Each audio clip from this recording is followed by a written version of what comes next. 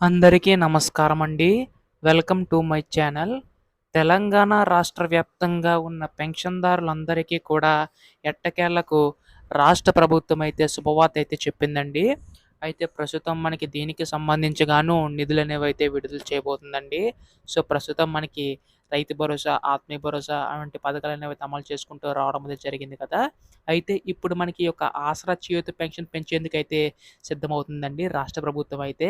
అయితే మనకి ఈ యొక్క పెన్షన్ ఎప్పుడు పెంచబోతుంది అన్నది ఈ వీడియోలో పూర్తి సమాచారం అంతా కూడా తెలుసుకుందామండి. పెన్షన్‌దారులందరూ కూడా వీడియోనైతే పూర్తిగా చివరి వరకు అయితే చూడండి.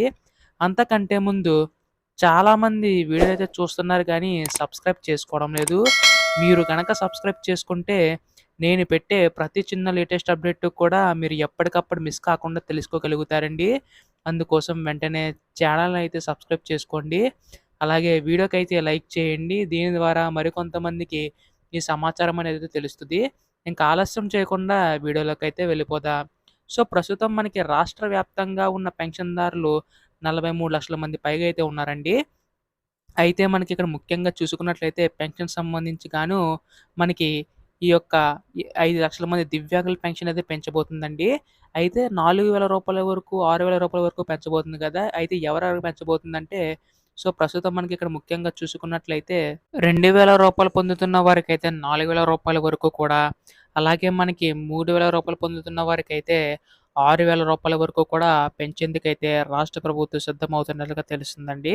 అయితే ఇకపై కూడా మనకి అర్హత కలిగిన వారికి మాత్రమే ఈ యొక్క పెన్షన్ ఇచ్చేందుకైతే రాష్ట్ర ప్రభుత్వం సిద్ధమవుతుందండి. ఎందుకంటే మీ అందరికీ తెలిసే ఉంటుంది చాలా వరకు కూడా బోగస్ పెన్షన్‌లనేవైతే ఉన్నాయని చెప్పి రాష్ట్ర ప్రభుత్వం గుర్తించి వీళ్ళని తొలగించడం అయితే జరుగుతుందనమాట. సో, కేవలం అర్హత కలిగిన మాత్రమే ఈ యొక్క పెన్షన్ అనేది అందించబోతుందండి. సో, ప్రస్తుతం మనకి ఇక్కడ ముఖ్యంగా చూసుకున్నట్లయితే ఈ యొక్క పెన్షన్ సంబంధించి గాను ఎవరెవరికి అందించబోతుందని చెప్పేసి అడుగుతున్నారు. ఇక్కడ మనకి ముందుగా ఈ కేవైసీ ఎవరికైతే నమోదై ఉంటుందో వారికైతే అందించబోతుందండి. సో, ఇప్పటికే మనకి రైతు భరోసా వంటి పథకాలకు సంబంధించి కూడా మార్చి 31 తేదీలోపు అయితే అందించనుందండి.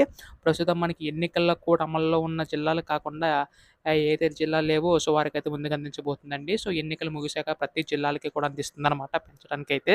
ఇది మనకొచ్చిన తాజా సమాచారం అండి.